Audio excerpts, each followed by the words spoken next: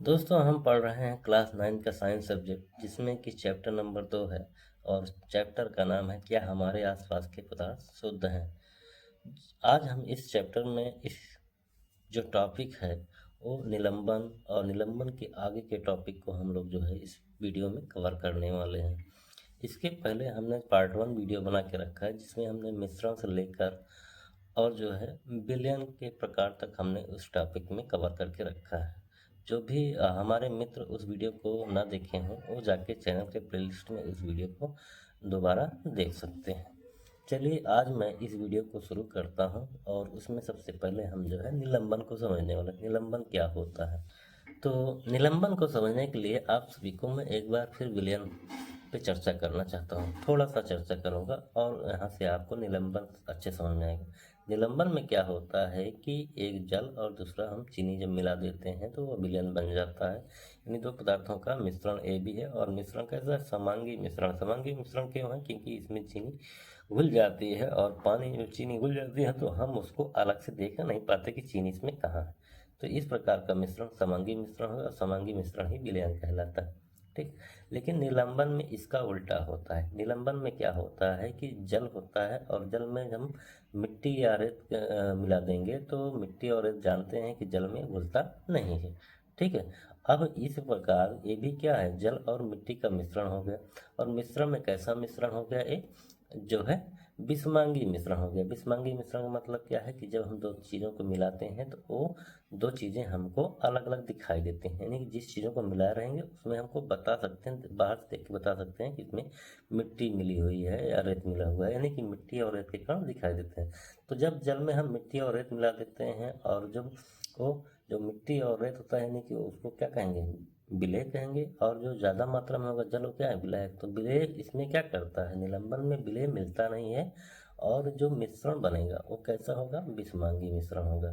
तो निलंबन मिलता नहीं है यानी कि निलंबन के कण उसमें मिलते नहीं, घुलते नहीं। यानी जो विलेय होगा, जो मिट्टी होगी उसमें घुलेगी नहीं। ठीक है। यानी जब मिश्रण बिस्मांगी होगा और उसमें जो विलेय होगा वो नहीं घुलेगा तो यह स्थिति जो होगी उसी को निलंबन कहा जाता है। ठीक है। इसी स्थिति को क्या कहा जाता है? निलंबन कहा जाता है। इसी चीज़ को हमने यहाँ पर लिख रखा है। ठीक है। निलंबन एक बिस्मांगी मिश्रण है। हमने बताया कि निलंबन एक बिस्मांगी क्योंकि उसमें हमने उदाहरण दिया था कि आप जब उसमें जल और रेत मिला देंगे तो घुलेगा नहीं। और घुलेगा नहीं तो और जब दोनों घुलेगा नहीं तो दोनों चीज़ आपको दिखाई देंगी। और जब दोनों चीज़ें जब मिलाते हैं, जब दिखाई देंगे तो क्या होंगी? बिस्मांगी मिश्रण। जिसमें विलेय पदार्थ के कण नहीं घुलते हैं। जल में मिट्टी मिला दीजिए, वो मिट्टी कहाँ घुलती है? वो मिट्टी के कण आपको दिखाई देते रहते हैं। ठीक है। बल्कि माध्यम की समष्टि में निलंबित रखते हैं। जब जल में आप मिट्टी मिला देते हैं तो कुछ समय के लिए मिट्टी इसमें के कण ऊपर पानी में तैरते रहते हैं। लेकिन धीरे धीरे क्या होते हैं? वो एकदम बर्तन की नीचे तली वाली जगह में एकदम नीचे आके बैठ जाते हैं। ठीक है। तो निलंबित कण क्या होते हैं? और उसमें निलंबित रहते हैं। ओ निलंबन में वो जो हमने विलेय डाला है वो क्या करते हैं? नीचे तली में जाके बैठ जाते हैं, इसलिए वो समष्टि में निलंबित रहते हैं। ठीक है। ये निलंबित कण आंखों से देखे जा सकते हैं। आप जल में मिट्टी मिला दीजिए, रेत डाल दीजिए तो क्या हो? दिखाई देता है ना। यानी कि उसको आप देख सकते हैं। ठीक है। उदाहरण के लिए आपको बता दूं, जैसे जल और रेत का। ठीक है। जल और रेत मिला दीजिए तो निलंबन हो गया। ठीक है। जल और मिट्टी मिला दीजिए तो वो भी निलंबन हो गया। हवा में जो मिट्टी के कण उड़ते हैं, ठीक है, कभी कभी तूफान आता है तो तेजी से कितने सारे मिट्टी के कण आते हैं, जब उसमें तो हमारे आंखों में आके पड़ता है, हम देख नहीं पाते हैं। ठीक है। तो वो भी क्या है कि निलंबन है। ठीक है। इसी प्रकार हम निलंबन के गुण को समझ सकते हैं। ठीक है। तो यह जो भी उसमें दिखाई देगा, जो भी चीज़ें हमको उसमें समझ में आएंगी वही उसका गुण है। तो हमने निलंबन में क्या देखा कि यह एक बिस्मांगी मिश्रण। निलंबन कैसा मिश्रण हो गया? बिस्मांगी मिश्रण हो गया। मिश्रण के बारे में जो लोगों को अभी नहीं पता है वो हमारे इस वीडियो में पार्ट 1 वीडियो देख सकते हैं चैनल की प्लेलिस्ट में जाके। ठीक है। वहाँ से आपको मिश्रण और मिश्रण के प्रकार, समांगी मिश्रण और बिस्मांगी मिश्रण और विलयन के बारे में आपको पूरा डिटेल बताया गया। ठीक है। आप वहाँ से जाके आप पीछे के टॉपिक को आसानी से समझ सकते हैं। ठीक।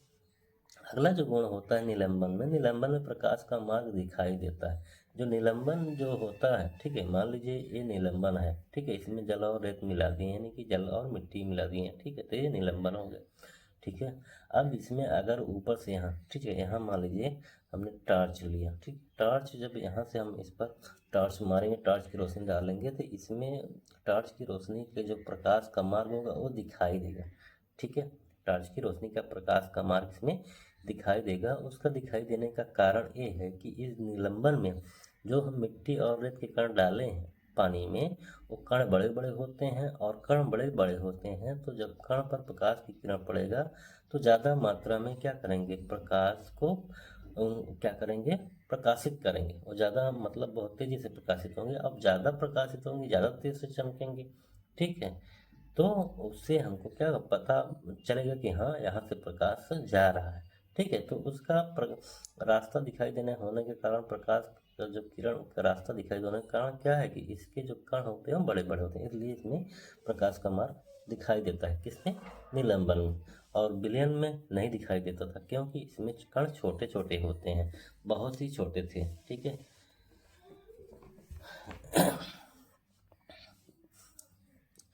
अगली जो विशेषता होती है निलंबन की, निलंबन अस्थायी होता है। निलंबन अस्थायी होता है।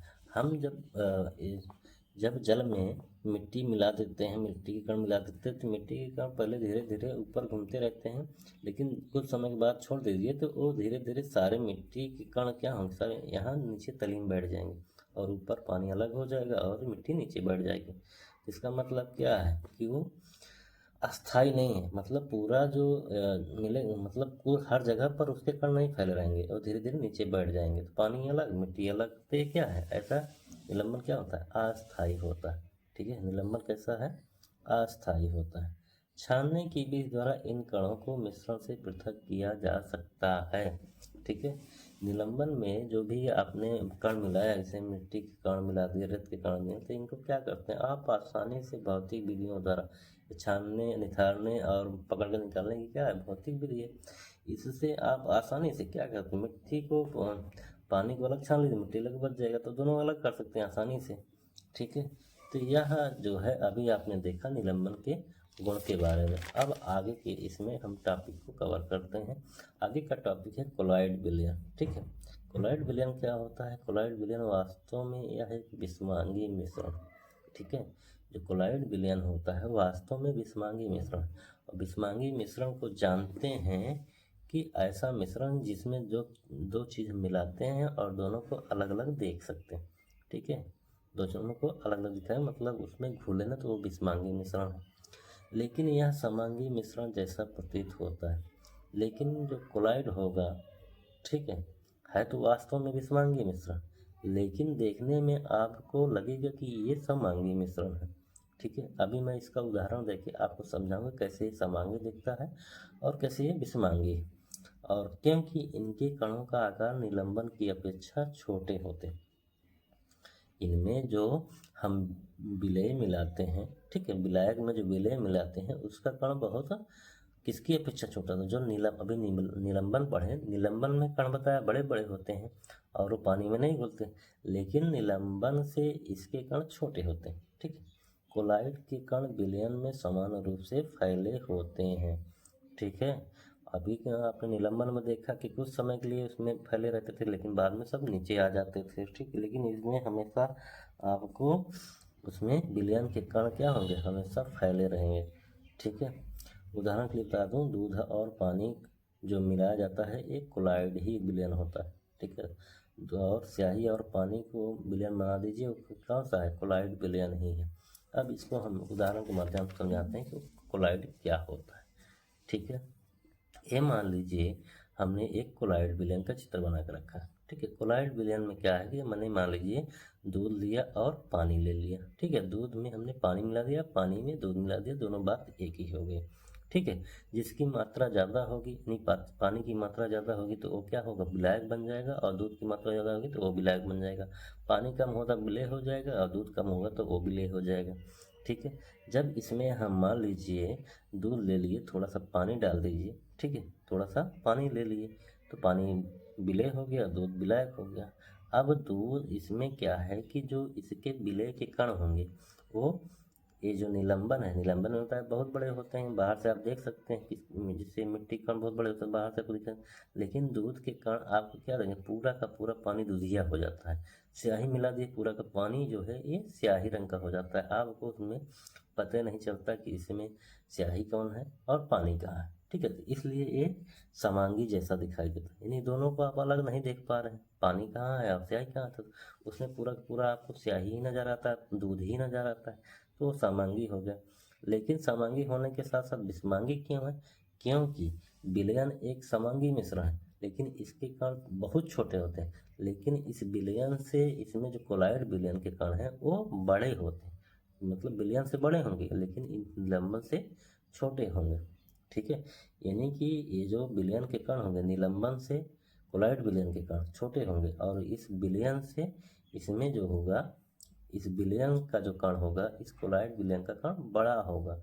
ठीक है, अब जब बड़ा होगा तो जाहिर सी बात है ये क्या करेगा, प्रकाश का प्रकीर्णन करेगा, यानी कि ये प्रकाश की किरण को फैला देगा। ठीक है, यानी कि जब इसमें टॉर्च की लाइट मारेंगे तो ये इसमें प्रकाश का मार्ग दिखाई देगा, और विलयन में क्या होता, प्रकाश का मार्ग दिखाई नहीं देता था।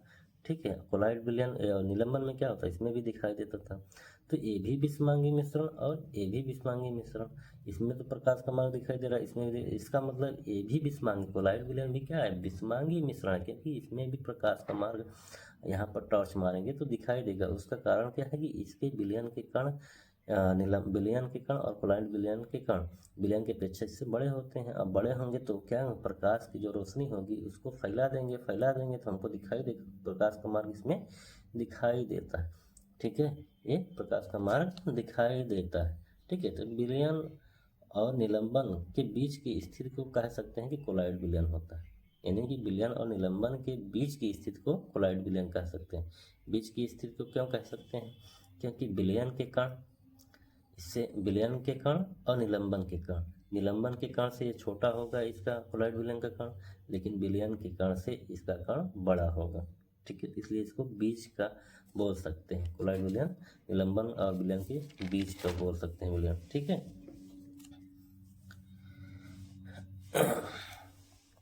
जो कोलाइड विलयन के जो घटक होते हैं, घटक का मतलब क्या है कि जो कोलाइड विलयन बनता है, जैसे विलयन, विलयन के दो घटक होते हैं, विलयक और विलय, यानी दो चीज़ों से मिलकर बनता है। तो कोलाइड भी दो चीज़ों से मिलकर बना होता है, और वो दो चीज़ें होते हैं वो घटक कहलाते हैं।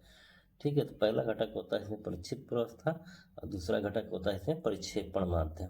परिच्छिद प्रवस्था क्या है, विलेय पदार्थ की तरह घटक को, ठीक है, विलेय पदार्थ की तरह घटक को जिसकी मात्रा कम होती है प्रच्छिद प्रवस्था कहते हैं। ठीक है, यानी जिसे विलयन में विलेय पदार्थ का जो काम होता था, और जो विलेय पदार्थ जो घटक उसमें है विलयन में, वही यहाँ पर परिच्छिद प्रवस्था का काम होता है। वहाँ पर विलेय की मात्रा कम होती थी, तो यहाँ पर कोलाइड विलयन में भी यहाँ पर परिच्छिद प्रवस्था की मात्रा कम होगी, जिसकी मात्रा कम होगी वही क्या होगा, परिच्छिद प्रवस्था कहलाएगा। ठीक है, उदाहरण के माध्यम से आपको यहाँ समझाते हैं परिच्छिद प्रवस्था किसे कहेंगे।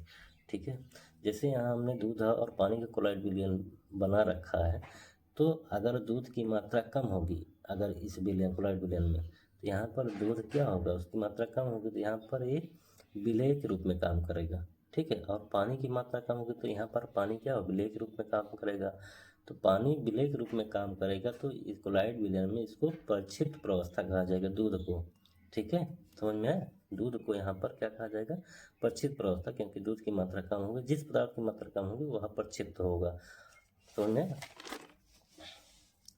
दूसरी घटक होता है जो परिक्षेपण माध्यम है। कोलाइड विलयन का वह घटक जो पदार्थ विलायक की तरह काम करता है, यानी कि परिक्षेपण माध्यम किसे कहा जाएगा, जिसे विलयन में एक विलायक होता है, अगर वही कोलाइड विलयन में भी जो विलायक होगा उसी को कहा जाएगा परिक्षेपण माध्यम। ठीक है, और विलायक की मात्रा जानते हैं कि उसकी मात्रा अधिक होती है, विलयन में विलायक की मात्रा ज़्यादा होती है, और जिसकी मात्रा ज़्यादा होगी वो परिक्षेपण माध्यम होगा। ठीक है, उसी को परिक्षेपण माध्यम कहेंगे। यहाँ से समझते हैं परिक्षेपण माध्यम क्या होता है।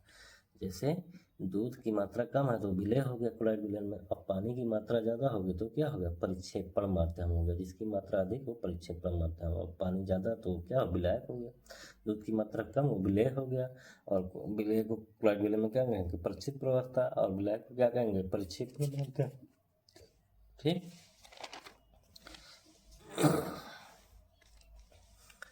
किसी परिक्षेपण माध्यम और परिचित प्रवस्था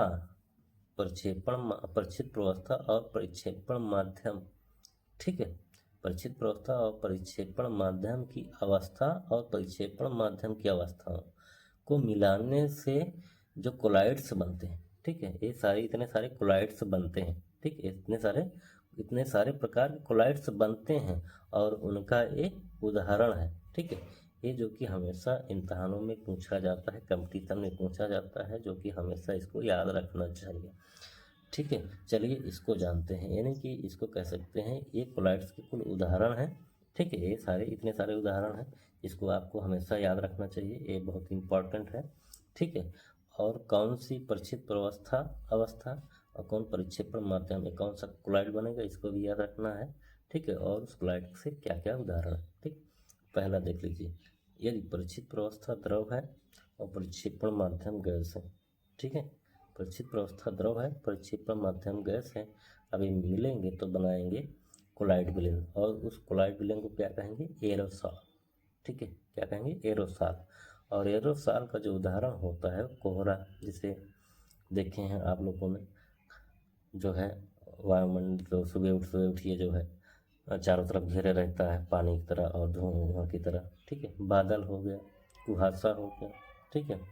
दूसरा है ठोस और गैस, यानी कि परिचित अवस्था अगर ठोस रहेगी, ठीक है, और परिक्षेपण माध्यम गैस रहेगी, और इन दोनों को मिलाएंगे तो कोलाइड्स बनेगा, एरोसोल कोलाइड्स बनेगा, ठीक है। यानी जब गैस गैस रहेगा तो उसको कौन सा कोलाइड कहेंगे, परिक्षेपण माध्यम जब गैस में रहेगा, और परिक्षेपण माध्यम क्या जानते हैं, जिसकी मात्रा ज़्यादा होगी, इसको मैंने बता चुके हैं, ठीक है, उसी परिक्षेपण माध्यम कहेंगे।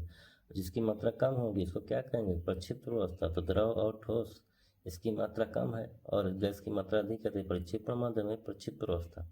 और जो कोलाइड्स बनेगा उसको क्या कहेंगे, एरोसॉल।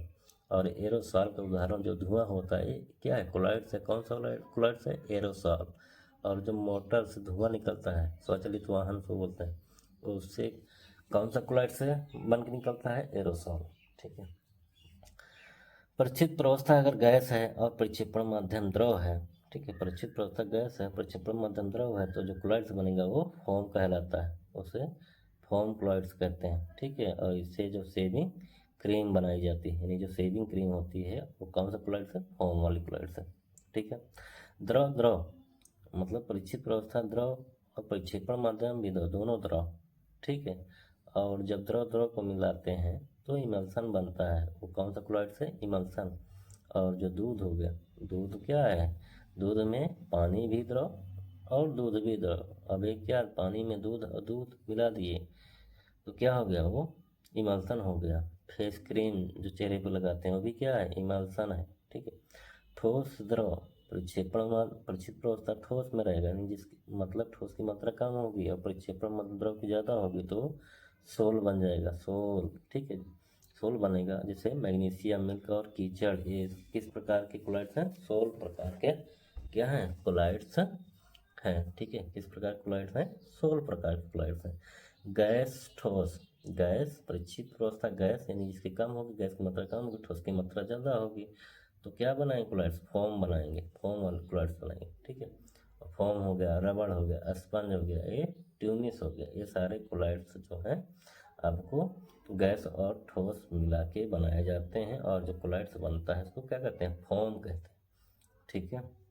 द्रव और ठोस को मिला के जो कोलाइड्स बनते हैं इसको जेल बोलते हैं, क्या बोलते हैं, जेल बोलते हैं, ठीक है। और जो जेली, पनीर, मक्खन ये सब बनता है, ये किस प्रकार के कोलाइड से बनता है, जेल, तो उसको बोलते हैं कौन सा कोलाइड, जेल, ठीक है। ठोस ठोस यानी कि परिचित प्रवस्था ठोस भी रहेगा, परिक्षेपण माध्यम भी ठोस होगा, ठीक है। जब ठोस ठोस को मिलाएंगे तो इसको कौन सा कोलाइड्स बोलेंगे, ठोस और सोल, यानी ठोस सोल इसको कोलाइड्स बोलेंगे। और जो रंगीन पत्थर जो अंगूठी में पहनते हैं वो बनता है, दुधिया कांच, वो भी इसी प्रकार का कोलाइड्स है, ठीक है।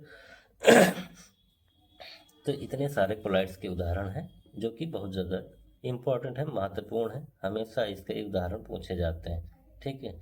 इसी में से एक उदाहरण आपको दे दिया जाएगा और पूछ लिया जाएगा कि ये बताइए किस प्रकार का कोलाइड्स है, मान लीजिए आपको मक्खन दे दिया गया, बताइए मक्खन किस प्रकार का कोलाइड्स है, तो आप बता देंगे जेल। ठीक, अब हम इसके आगे जो है कोलाइड्स के गुण को समझने वाले हैं। ठीक है, जैसा पहला गुण होता है कोलाइड्स का, यह है कि विषमांगी मिश्रण। जैसे हम लोग पहले समझ चुके हैं कि कोलाइड्स क्या है, विषमांगी मिश्रण है। ठीक है, कौन सा मिश्रण है, विषमांगी मिश्रण है। कोलाइड के कणों का आकार इतना छोटा होता है कि ये पृथक रूप से आंखों से देखे नहीं जा सकते। अभी हमने पहले पढ़ा था कि कोलाइड्स के कण जो होते हैं वो क्या होते हैं,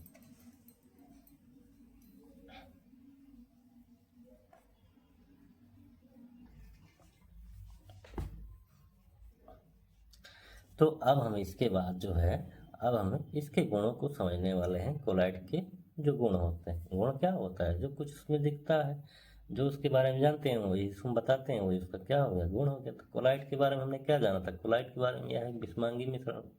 कोलाइड भी क्या है, एक मिश्रण है ना, दो चीज़ मिलाते हैं तो मिश्रण होता है। लेकिन मिश्रण में किस प्रकार का मिश्रण, हमने बताया विषमांगी मिश्रण। विषमांगी मिश्रण उसे दिखता समांगी है लेकिन वास्तव में विषमांगी मिश्रण। तो कोलाइड क्या है, उसकी विशेषता क्या हो गई, वो विषमांगी मिश्रण। ठीक, कोलाइड के कणों का आकार इतना छोटा होता है कि वे पृथक रूप से देखे नहीं जा सकते हैं। कोलाइड के कणों का आकार छोटा होता है और इतना छोटा होता है आप उनको देख नहीं सकते हैं। ठीक है, और इतने बड़े होते हैं कि वे प्रकाश की किरण को फैलाते हैं, जिससे प्रकाश का मार्ग दिखाई देता है और टिंडल प्रभाव भी दिखाते हैं। मतलब इतने छोटे होते हैं कि आप उनको आँख से देख भी नहीं सकते, और इतने बड़े होते हैं कि वो क्या कर सकते हैं, वो प्रकाश की किरण को फैला देते हैं। हमने जैसे बताया था कि अगर कोलाइड विलयन में आप यहाँ पर टॉर्च से यहाँ पर रोशनी डालेंगे तो जो रोशनी प्रकाश जाएगा, टॉर्च का जो प्रकाश जाता है, प्रकाश की जो किरण जाती है, उसका आपको इस विलयन में उसका रास्ता यानी कि उसका प्रकाश का मार्ग इसमें दिखाई देगा। क्योंकि हमने बताया था कि कोलाइड के कण छोटे भी होते हैं लेकिन इतने छोटे भी नहीं होते कि वो प्रकाश की किरण को रास्ता का मार्ग ना दिखाई दे। यानी कि इतने बड़े होते हैं कि वो जो प्रकाश की किरण इस पर पड़ती है उसको प्रकाशित करते हैं, और प्रकाशित करेंगे तो क्या होंगे, वो जब प्रकाशित करेंगे कण बड़े होंगे, ज़्यादा मात्रा में प्रकाश निकालेंगे और वो हमको प्रकाश दिखाई देगा कि हाँ जिधर से रोशनी जा रही है प्रकाश का मार्ग दिखाई दे रहा है। ठीक है,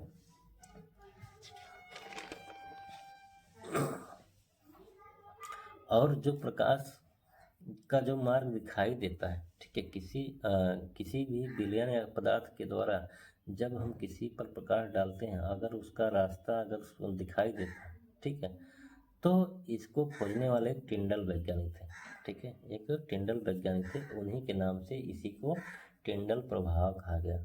ठीक है, ये जो प्रकाश का अगर किसी पदार्थ में प्रकाश का मार्ग दिखाई देता है, इसकी खोज करने वाले एक टिंडल वैज्ञानिक थे, इन्हीं के नाम से इसको टिंडल प्रभाव भी कहा गया। ठीक है, इन्हीं के नाम से इसको टिंडल प्रभाव कहा गया। समझा, छानने की विधि से इसके कणों को पृथक नहीं किया जा सकता, किंतु अपकेंद्रीकरण तकनीक द्वारा अलग किया जा सकता है। यानी कि जो आपने कोलाइड विलयन में जो भी दो पदार्थ मिला दिए, ठीक है, यानी कि जैसे दूध और पानी को मिला दिए, तो क्या दूध और पानी को आपने अलग कर सकते हैं, दूध और पानी मिल गया कोलाइड बने, मिलकर क्या बनाया, कोलाइड विलयन।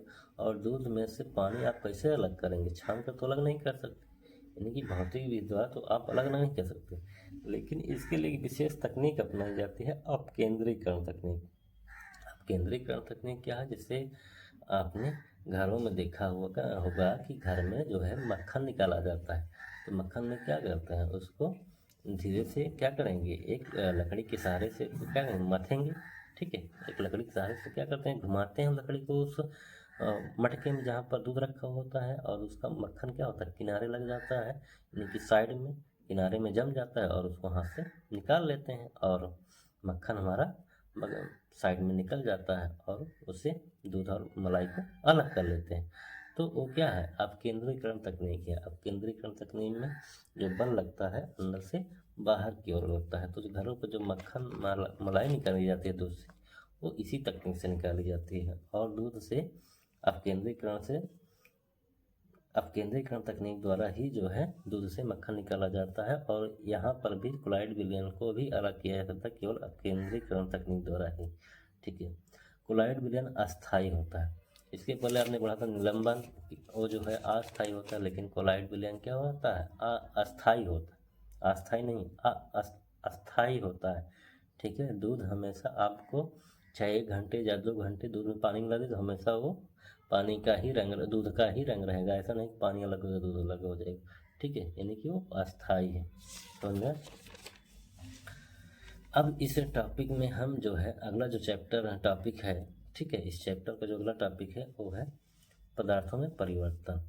ठीक है, पदार्थों में परिवर्तन जो होता है वो 2 प्रकार का होता है। कोई भी पदार्थ में जो बदलाव होता है 2 प्रकार का होता है, भौतिक परिवर्तन, दूसरा रासायनिक परिवर्तन। भौतिक परिवर्तन क्या है? ठीक है, भौतिक परिवर्तन क्या है? पदार्थ की भौतिक अवस्थाओं में परिवर्तन होना भौतिक परिवर्तन कहलाता है। ठीक है, भौतिक परिवर्तन में पदार्थ के संगठन और उनकी रासायनिक प्रकृति में कोई परिवर्तन नहीं होता। इसका मतलब हम समझते हैं इस उदाहरण से। ठीक है, ये बर्फ हो गया। बर्फ क्या है? एक प्रकार का ये जल का ही क्या है, ठोस रूप है। यानी कि बर्फ से जल बनना और जल से वाष्प बनना। तो बर्फ कैसी अवस्था है? ठोस अवस्था है। और जल कैसा है? द्रव अवस्था है। और यहाँ पर वाष्प कैसी है? जो है ये जो वाष्प बनता है ये गैस अवस्था है। ठीक है, तो बर्फ से जल बनता है, जल से वाष्प बनता है, वाष्प से जल बनता है, जल से बर्फ बनता है। तो जब अवस्थाओं का, यानी कि यहाँ पर देखिए अवस्था बदल रही है। ठीक है, बाकी इसके रासायनिक, यानी कि जिस चीज़ से बर्फ बना हुआ है, जिस चीज़ से जल बना हो, जिस चीज़ से वाष्प बना हो। बर्फ भी H2O से बना हुआ है, 2 हाइड्रोजन 1 ऑक्सीजन से। जल भी 2 हाइड्रोजन 1 ऑक्सीजन। वाष्प भी 2 हाइड्रोजन 1 ऑक्सीजन से बना हुआ है। तो हाइड्रोजन और ऑक्सीजन, यहाँ पर भी हाइड्रोजन और ऑक्सीजन, इसमें तो कोई बदलाव नहीं हो रहा है। ठीक है, यानी जिस चीज़ से बने संगठन से, यानी कि संगठन में क्या होता है, जो चीज़ से बनता है उसको संगठन कहते हैं। और संगठन में कोई परिवर्तन नहीं हो रहा है पदार्थ के, केवल क्या हो रहा है, इसकी अवस्था बदल रही है। यानी कि जब पदार्थ की अवस्था बदलेगी और उसके आंतरिक संगठन यानी बनावट में कोई बदलाव नहीं होगा पदार्थ का, तो ऐसा परिवर्तन जो होगा वो भौतिक परिवर्तन होगा। ठीक है, उदाहरण के लिए बता दूं, जैसे पेड़ों का काटना है, ये क्या है, भौतिक परिवर्तन है। मक्खन का बर्तन पिघालना, ये भी क्या है, भौतिक परिवर्तन है। ठीक है, दूसरा जो परिवर्तन होता है पदार्थों में, रासायनिक परिवर्तन होता है। ठीक है, रासायनिक परिवर्तन क्या है? पदार्थों के रासायनिक गुण धर्मों में, पदार्थों के रासायनिक गुण धर्मों में परिवर्तन होना रासायनिक परिवर्तन कहलाता है। इसमें नया पदार्थ का निर्माण नहीं होता है। ठीक है, रासायनिक परिवर्तन को रासायनिक प्रतिक्रिया भी कहा जाता है। तो रासायनिक परिवर्तन जो होता है जिसमें पदार्थ का गुण बदल जाता है। गुण का मतलब उसके अंदर जिस चीज़ से बना हुआ है वही बदल जाता है। ठीक है, वह जिस चीज़ से बना हुआ है वही बदल जाता है। और बदलने के बाद वो पुराना, उसका जो भी बात है, पुराना उसका जो भी पहचान है, जो भी उसका गुण है, वो जो नया चीज़ बनता है उससे बिल्कुल अलग, यानी कि नया, उससे नया पदार्थ बनता है। यहाँ के उदाहरण के माध्यम से समझेंगे, आपको अच्छे से समझ में आएगा। ठीक है, ये लकड़ी है। ठीक है, लकड़ी को हम जब आग से जलाते हैं तो इसके साथ जो है ऑक्सीजन मदद करता है इसको जलने में। ठीक है, और जब लकड़ी जल जाती है तो क्या बनता है, हमको कोयला बनता है और उसके साथ धुआं भी निकलता दिखाई देता है। तो लकड़ी थी, ठीक है, उसके बाद कोयला बन गया। अब उसके बाद क्या, धुआं। ये धुआं तो पहले था नहीं, धुआं कहाँ से आ गया, नया चीज़ आ गया। कोयला, ये पहले लकड़ी था फिर कोयला बन गया, ये नया चीज़ बन गया। तो जब पदार्थों में से नया चीज़ बनता है, ठीक है, जैसे धुआं बन गया, कोयला बन गया, ठीक है, तो इस प्रकार के परिवर्तन को क्या कहेंगे हम, रासायनिक परिवर्तन कहेंगे।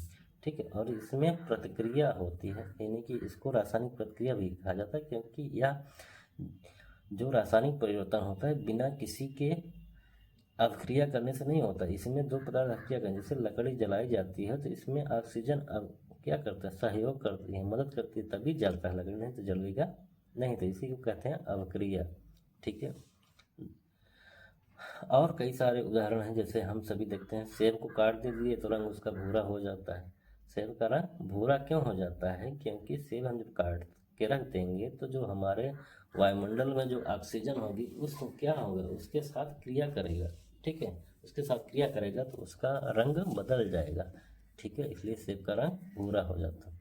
भोजन का पाचन होना भी क्या है, एक रासायनिक परिवर्तन है, ठीक है, जिसे हम खाते तो हम क्या है, रोटी खाते हैं, दाल खाते हैं, चावल खाते हैं, लेकिन वो क्या, जब पच जाता है पेट में हमारे, जब डाइजेशन हो जाता है तो उससे ग्लूकोज बनता है, का वो जो है विटामिन बन जाता है, और क्या बन जाता है आपको, प्रोटीन बन जाता है, बहुत सारी चीज़ें जो हमारे शरीर की जरूरत होती है वो बन जाता है। लेकिन हम खाते हैं तब तो हमको नहीं दिखाई देता, तो क्या है कि नया चीज़ बन रहा है अंदर जाके, ठीक है। तो भोजन का पचना भी क्या है, एक रासायनिक परिवर्तन। लोहे में जंग लगना, लोहा जब वो रखे रहते हैं ऐसे में, ठीक है, जब वो ठोस होता है, लेकिन जब जंग लग जाता है तो मिट्टी की तरह टूटता है, चला जाता है, लेकिन नया चीज़ का निर्माण हो जाता है। और ये भी क्या है, इसमें क्या होता है, इसमें भी अवक्रिया होती है, लोहे में जंग लगना भी ये क्या है, अवक्रिया है, ठीक है। मोमबत्ती का जलना ये भी रासायनिक और भौतिक परिवर्तन दोनों है।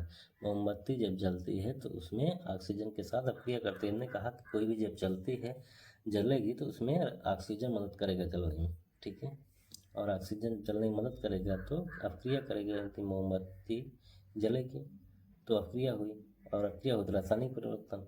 और जब मोमबत्ती जब पिघलेगी और पिघल कर पहले ठोस थी फिर द्रव बनेगी तो क्या हो गया, भौतिक परिवर्तन। तो इसमें मोमबत्ती का जलना रासायनिक और भौतिक परिवर्तन दोनों होता है।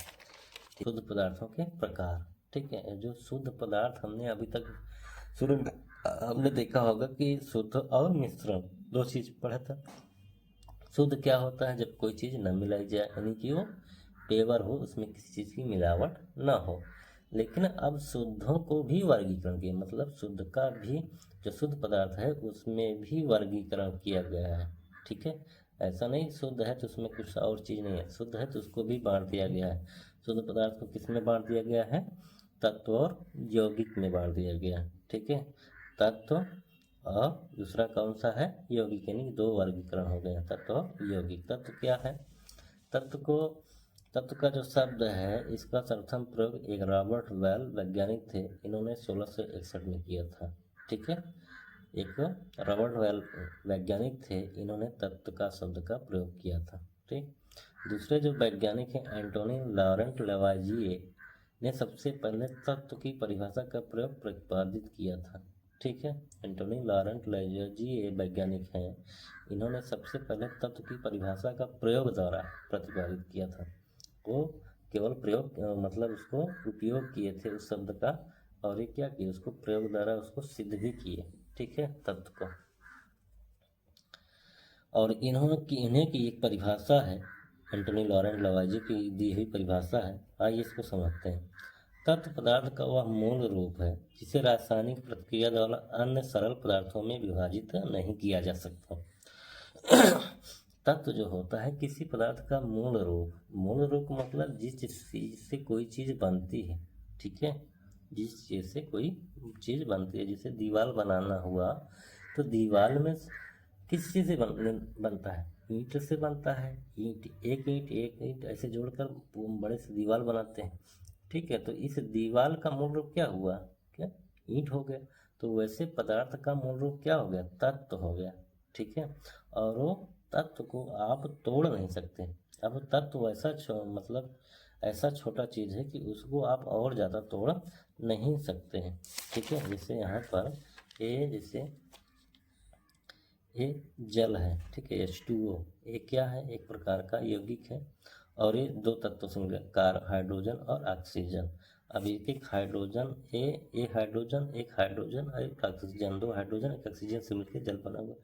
तो आप हाइड्रोजन को कैसे तोड़ोगे, अब हाइड्रोजन आप इसको तो इसमें अलग कर सकते हैं, हाइड्रोजन को ऑक्सीजन को अलग कर दें, लेकिन उसके बाद आप इसको जब ये हाइड्रोजन ये क्या है, तत्व हो गया, ये हाइड्रोजन तत्व हो गया, ऑक्सीजन भी तत्व हो गया।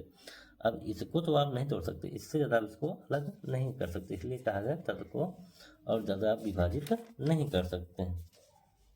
तत्व जो होता है धातु अधातु और उपधातुओं में वर्गीकरण किया है। तत्व जो होते हैं उसको 3 वर्गों में बांटा गया, धातु अधातु और उपधातु में, ठीक है। सबसे अधिक संख्या तत्वों की है, यानी कि अभी तक जो तत्व हैं उनकी संख्या सबसे ज़्यादा है, जिनमें 92 तत्व प्राकृतिक हैं यानी कि जो 92 तत्व हैं वो प्रकृति यानी भगवान द्वारा बनाए गए हैं, यानी कि प्रकृति में ऑटोमेटिक है।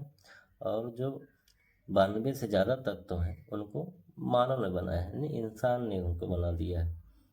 और तत्व में 11 तत्व ऐसे हैं जो सामान्य तापमान पर ऐसे वो क्या है, गैस के रूप में है।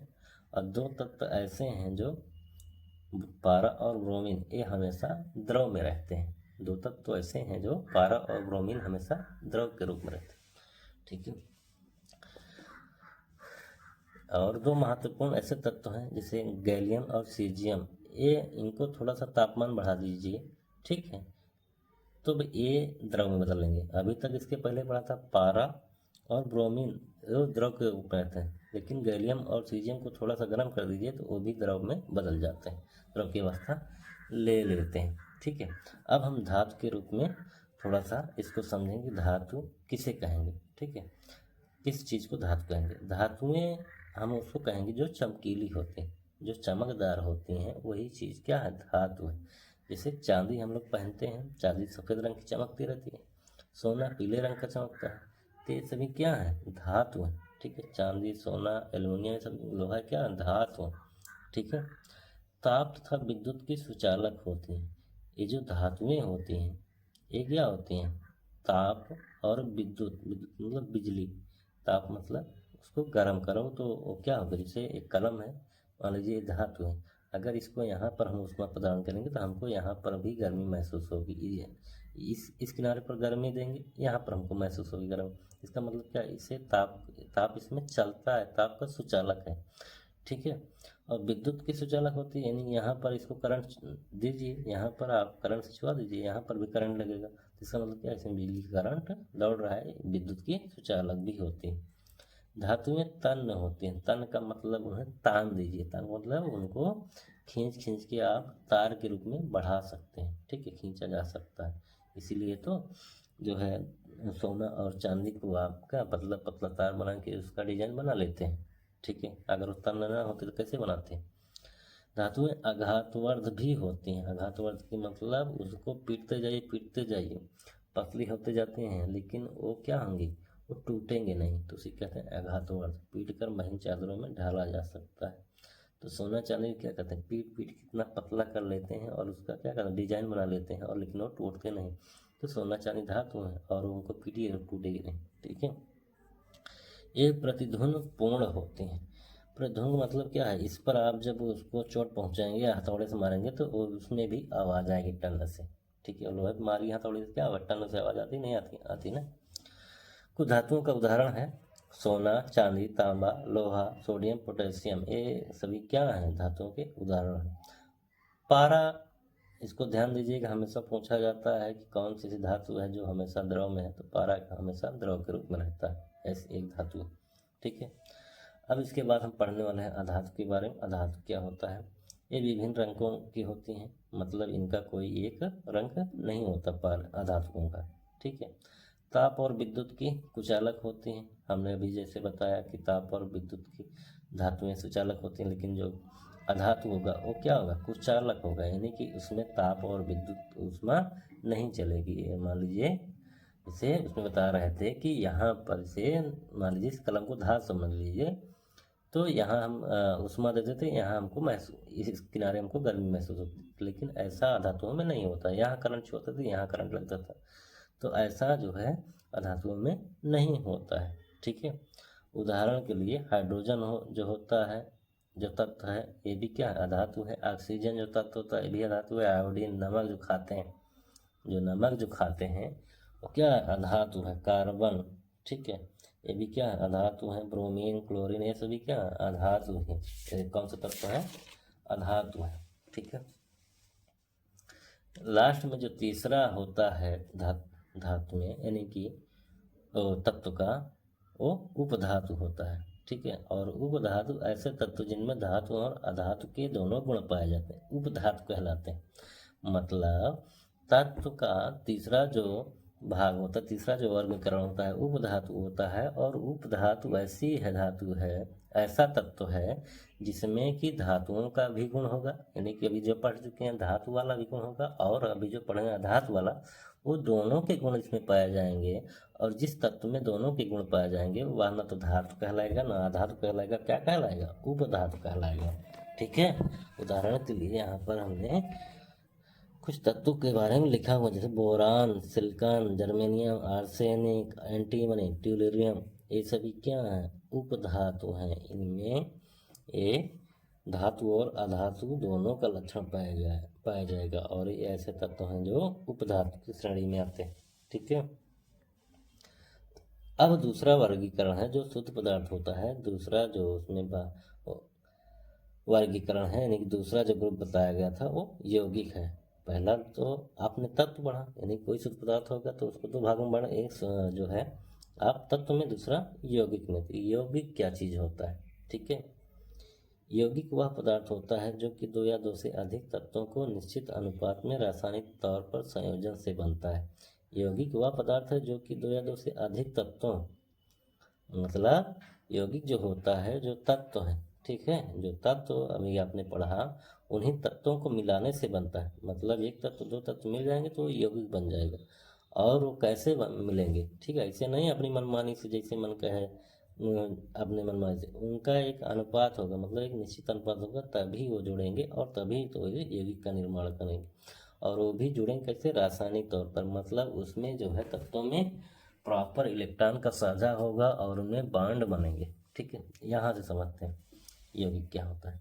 जिसे NaCl, NaCl किसका सूत्र है? नमक का, और H2O जल का सूत्र है। तो NaCl में देखिए Na और Cl, एक सोडियम और एक क्लोरीन। तो सोडियम भी एक तत्व है, क्लोरीन भी एक तत्व है। अब दोनों तत्व मिल गए तो क्या बन गए ये? अभी जो दो तत्व होंगे इन्हीं को कहेंगे यौगिक।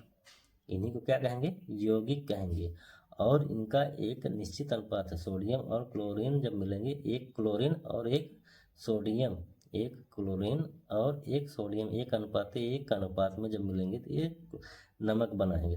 ठीक है, अपनी मनमानी से, अपने तरीके से नहीं, जहाँ से मन कहे इनको जितने मन कहे उतने जोड़ दिए, एक इनका निश्चित अनुपात होगा तभी कंपाउंड बनेंगे, यौगिक बनेंगे।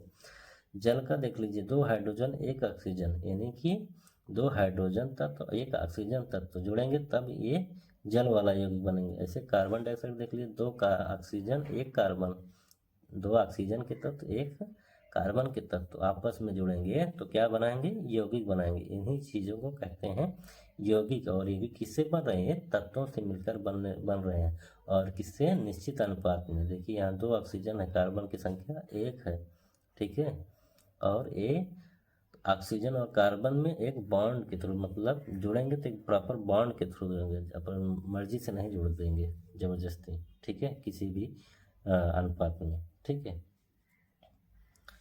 यहाँ पर देखिए दो हाइड्रोजन और एक ऑक्सीजन मिलके, ये दो हाइड्रोजन तत्व और एक ऑक्सीजन तत्व मिलके क्या बनाते हैं?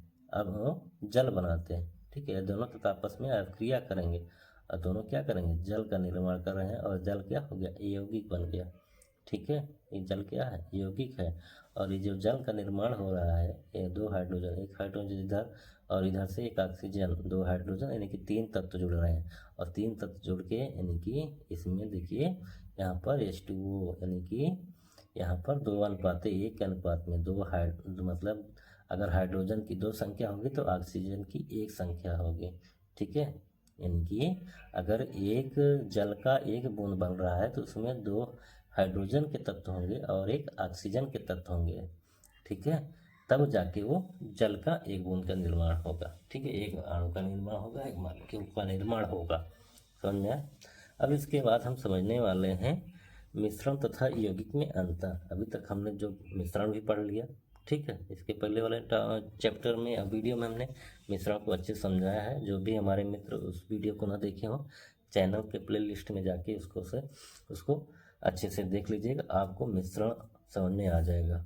और यौगिक अगर आपको नहीं समझ में आता है तो इस वीडियो को आप दोबारा देखकर आप उसको अच्छे से समझ सकते हैं।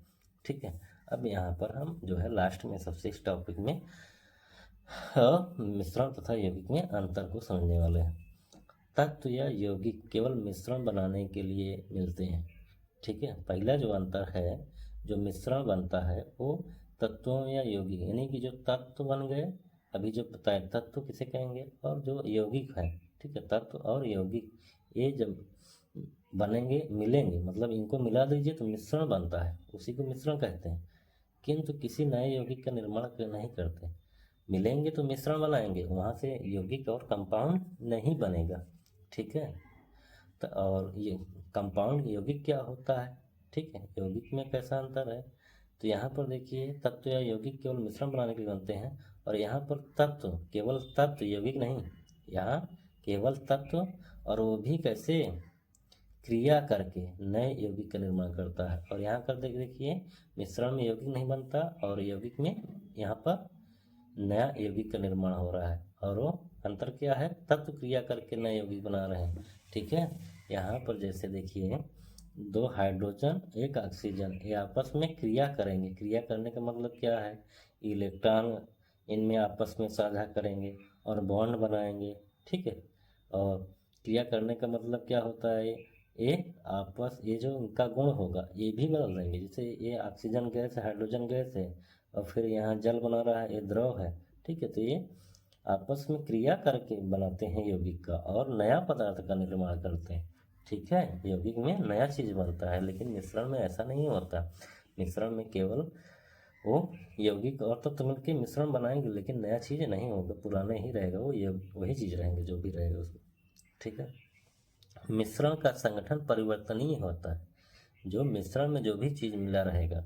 ठीक है, मिश्रण क्या, जैसे जल और नमक मिला दीजिए तो जल और नमक का जो संगठन होगा, ठीक है, जल और नमक मिला दीजिए तो जल और नमक का जो संगठन होगा वो बदलता रहेगा। भाई बदलता कैसे रहेगा, कभी नमक की मात्रा कम कर दीजिए या पानी की मात्रा अधिक कर दीजिए तो उसका क्या है, वो उसका अनुपात बदलता रहेगा। लेकिन जो यौगिक होगा वो नए पदार्थों का संगठन सदैव अस्थायी होता है, लेकिन जो कंपाउंड बनता है उसमें उनके जो संगठन होंगे, जो भी चीज़ जिस चीज़ से मिला होगा उसमें कोई अदला बदली नहीं होगी। ठीक है, अदला बदली होने का मतलब क्या है कि जैसे यहाँ ये जल बन गया, अब यौगिक बन गया, तो अब दो हाइड्रोजन एक ही ऑक्सीजन, चाहे 1 लीटर रखिए, चाहे 2 लीटर रखिए, चाहे 5 लीटर, चाहे टैंकर भर रखिए, लेकिन वो हाइड्रोजन का जो अनुपात होगा उतने होगा, ऑक्सीजन का अनुपात उतने होगा तो उतने होगा, वो उसमें से कम ज़्यादा नहीं होंगे, यानी कि वो संगठन क्या है, अस्थायी है। ठीक है, मिश्रण उसमें उपस्थित घटकों के गुणधर्मों को दर्शाता है। मिश्रण जो बनाते हैं, जैसे जल और नमक का मिश्रण बना लीजिए तो जल का स्वाद रहेगा और नमक का, दोनों का स्वाद रहेगा ना, दोनों का स्वाद रहता है ना। लेकिन क्या हो, यौगिक में क्या होगा, उसमें अंतर है, नए पदार्थ के गुणधर्म पूरी तरह से अलग हो जाएंगे, यानी कि जब दो तत्व मिलेंगे और जो उसके बाद नए यौगिक का निर्माण करेंगे, और जो यौगिक बनेगा वो पुराने तत्वों से जिनसे मिलकर बना हो वो बिल्कुल उसका गुण अलग होगा, यहाँ समझते हैं। ठीक है, जैसे यहाँ पे दो हाइड्रोजन एक ऑक्सीजन मिलके यहाँ पर जल का निर्माण किए, और जल क्या हो गया, यौगिक हो गया। ठीक है, जल क्या हो गया, यौगिक हो गया। अब यहाँ देखिए ये दोनों गैस थे, इसकी क्या अवस्था पे, हाइड्रोजन क्या है, गैस है, ऑक्सीजन भी क्या है, गैस है, तो यहाँ पर गैस का गुण है। यहाँ पर देखिए द्रव बन गया, तो यहाँ पे क्या है, ये पहले से बिल्कुल नया वाला अलग है ना, इसका गुण अलग हो गया। ठीक है, और यौगिक को आप कैसे पहचानेंगे, अगर वो सूत्र के रूप में लिखोगे, जैसे H2O, ठीक है, या NaCl, CO2, तो ये सभी जो सूत्र आपको दिखाई देंगे ये सारे के सारे यौगिक हैं। एक आप इसको नोट कर लीजिएगा, आप यौगिक पहचानने का तरीका। ठीक है, सबसे लास्ट जो अंतर है मिश्रण तथा यौगिक में, घटकों को भौतिक विधियों द्वारा समतापूर्वक पृथक किया जा सकता है। तो आप जानते हैं कि मिश्रण जो बनता है दो चीज़ों से बनता है, जैसे दाल में आप पत्थर मिला दीजिए तो पत्थर को बीन के निकाल दीजिए तो क्या हो गया, अलग हो गया। नमक और पानी मिला दीजिए तो उसको क्या है, गर्म कर दीजिए, पानी गैस के रूप में उड़ जाएगा, नमक बच जाएगा, अलग हो जाएगा। लेकिन जो आपको यौगिक होगा, जो कंपाउंड होगा, उसके आप नहीं तोड़ सकते। ठीक है, उसको आप अलग नहीं कर सकते, उसको अलग करने का एक ही तरीका है, रासायनिक या वैद्युत रासायनिक प्रतिक्रिया द्वारा। ठीक है, रासायनिक या वैद्युत रासायनिक प्रतिक्रिया द्वारा ही इसको आप अलग कर सकते हैं। ठीक है, यौगिक को केवल रासायनिक या वैद्युत रासायनिक प्रतिक्रिया द्वारा ही पृथक कर सकते हैं। ठीक है, यहाँ से समझते हैं। ठीक है, जैसे ये H2O है, H2O में आपको कह दिया जाए कि हाइड्रोजन अलग कर दिया, ऑक्सीजन अलग कर दिया, तो आप ऐसे तो उसको पकड़ के आप अलग पानी, पहली बार तो पानी में आपको दिखेगा नहीं कौन हाइड्रोजन कौन ऑक्सीजन। ठीक है, तो आप कैसे अलग करोगे? उसको पकड़ के छान के तो अलग कर नहीं सकते। इसके लिए विशेष तकनीक की आवश्यकता है, रासायनिक और वैद्युत रासायनिक प्रतिक्रिया द्वारा इसको आप अलग कर सकते हैं हाइड्रोजन और ऑक्सीजन को। इसके अलावा आप भौतिक विधि का प्रयोग करके यौगिक के तत्वों को अलग आप नहीं कर सकते। ठीक है, ये आपने चीज़ें पढ़ी, उन्हीं का इसमें ग्राफ है, यानी कि पदार्थ के बारे में आपने पढ़ा। पदार्थ की तीन अवस्थाएं होती हैं, ठोस, द्रव, गैस। और जो पदार्थ होता है उसकी दो वर्गीकरण है। एक पदार्थ में दो भाग में बांटा गया है, शुद्ध पदार्थ और मिश्रण। ठीक है, शुद्ध पदार्थ जो होता है तत्व और यौगिक में बांटा गया है। तत्व क्या है? हमने बताया था कि तत्व ऐसा मूल पदार्थ होता है, मूल रूप होता है जिसको आप बांट नहीं सकते। तो सरल पदार्थों में विभक्त नहीं किया जा सकता तत्व को। यौगिक को क्या है, आप उसको तोड़ नहीं सकते भौतिक विधि द्वारा, लेकिन रासायनिक और वैद्युत रासायनिक प्रतिक्रिया द्वारा आप अलग कर सकते हैं। तत्व क्या होते हैं? जब ऐसे सिंगल तत्व आपको हाइड्रोजन, कार्बन और ऑक्सीजन लिखा दिखाई दिए तो ये क्या हो गया? आपको तत्व हो गए। ठीक है, ये नहीं रहेगा, ऑक्सीजन केवल लगेगा, ये तत्व है। और जब इस तरह के आपको दो हाइड्रोजन एक ऑक्सीजन यानी कि 2-3 तत्व आपको इकट्ठा साथ में दिखाई दें तो वो यौगिक है। ठीक है, और यौगिक पहचान का तरीका है कि आप सूत्र उनको अगर लिखा दिखाई दिए समझ लीजिए वो यौगिक है, आपको कुछ नहीं देखना है, उसको टिक कर दीजिए यौगिक है। और अकेले ऐसे लिखा रहेगा ABCD के रूप में। ठीक है, तो ये सभी क्या है? तत्व है। ठीक है, और जो मिश्रण होता है इसको समझने जो मिश्रण होता है इसमें दो प्रकार का होता है, एक समांगी और विषमांगी। समांगी में जानते हैं कि समान संगठन यानी कि उसमें घुल जाता है, और जो चीज़ें घुल जाती हैं दिखाई नहीं देती, जैसे जल और चीनी, जल में नमक, जल तथा अल्कोहल है। समांगी मिश्रण असमान में क्या होता है? उसमें चीज़ें अलग दिखाई देती हैं, जल और रेत और तेल और जल। इस प्रकार यह वीडियो और यह टॉपिक आज का समाप्त होता है। आपको यह वीडियो कैसा लगा दोस्तों कमेंट करके ज़रूर बताइएगा, और चैनल को सब्सक्राइब करिएगा और अपने दोस्तों को भी शेयर कर दीजिएगा। इस वीडियो को देखने के लिए आपका बहुत बहुत धन्यवाद।